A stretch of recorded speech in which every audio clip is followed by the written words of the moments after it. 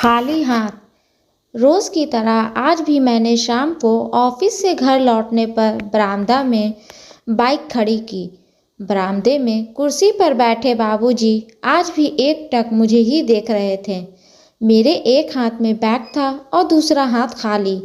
मैं वहीं बरामदे में उनके पास ही खाली पड़ी कुर्सी पर बैठ गया और पूछा, कैसे हो? सब ठीक तो है ना? हाँ बेटा, और तुम? अच्छा हूँ। पिछले 2 वर्षों से जब से माँ का देहांत हुआ है यही काम चल रहा था। शाम को जब ऑफिस से लौटता तो बाबूजी मुझे दलान में रखी कुर्सी पर बैठे मिलते।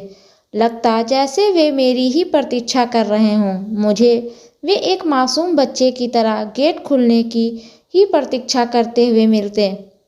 इसके बाद वे बाहर घूमने चले जाते और मैं अपने कामों में व्यस्त हो जाता। आज ना जाने क्यों मुझे लगा कि बाबूजी मेरे हाथों की ओर भी देखने लगे थे।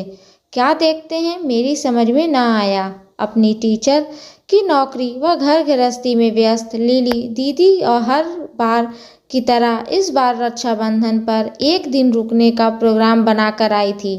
मेरी पत्नी नैना दोनों बच्चों को लेकर दोपहर में दीदी से राखी बंधवाकर अपने भाई को राखी बांधने मायके चली गई।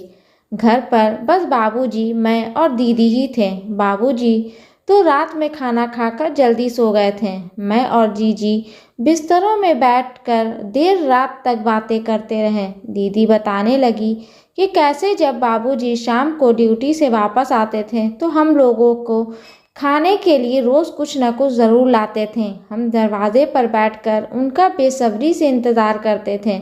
घर में आते ही उनके हाथों को ललचाई नज़रों से देखते हुए उनके पैरों से लिपट जाया करते थे।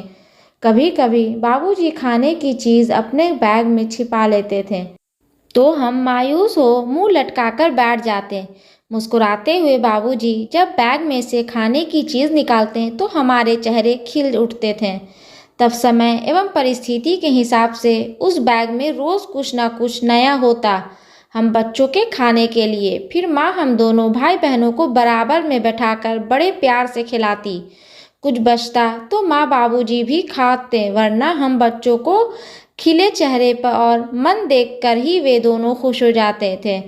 कभी किसी वजह से बाबूजी को आने में देर हो जाती या उनके हाथ खाली हो तो लगता जैसे पूरा घर उदास हो गया हो। दीदी 2 साल ही तो बड़ी थी, दीदी बता रही थी, और मेरे दिमाग में बाबूजी का खाली हाथों में कुछ ढूंढना कौंध गया।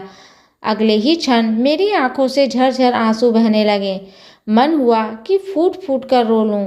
माँ के चले जाने के बाद घर में विशेष कुछ बनता न था। पत्नी नैना के कामकाजी होने के कारण उसे किचन में जाने का समय कम ही मिल पाता था। इसलिए मेरी शादी के बाद भी माँ जब तक रही तब तक बाबूजी और हमें खाने की विशेष चीज़ों की कमी न रही। हे भगवान, मुझसे इतना बड़ा अपराध कैसे हो सकता है? क्यों मैं यह भूल गया कि बच्चे बूढ़े के समान होते हैं।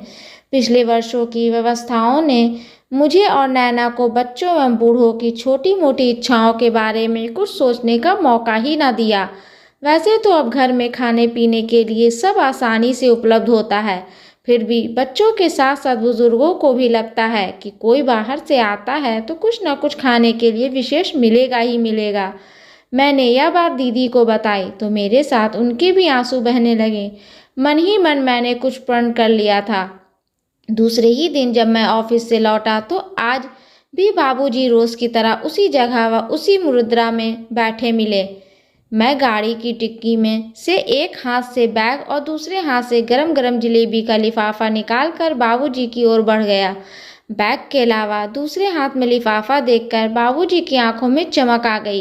लिफाफा उनके हाथ में देकर मैं उनके बाजू में रखी कुर्सी पर बैठ गया। उन्होंने उत्सुकता से लिफाफा खोला और जलेबी देखकर बच्चों की तरह मुस्कुराहट उनके चेहरे पर फैल गई। मेरी आंखें फिर भीग आई। दोस्तों, ये स्टोरी आपको अच्छी लगे तो प्लीज़ इसे लाइक करें, शेयर करें एंड सब्सक्राइब करें। और इस स्टोरी के बारे में आपकी क्या राय है हमें कमेंट बॉक्स में ज़रूर बताएं। और हाँ, बेल आइकन को प्रेस करना ना भूलें, क्योंकि ऐसी आने वाली स्टोरी आप तक सबसे पहले पहुंचती रहेगी। धन्यवाद।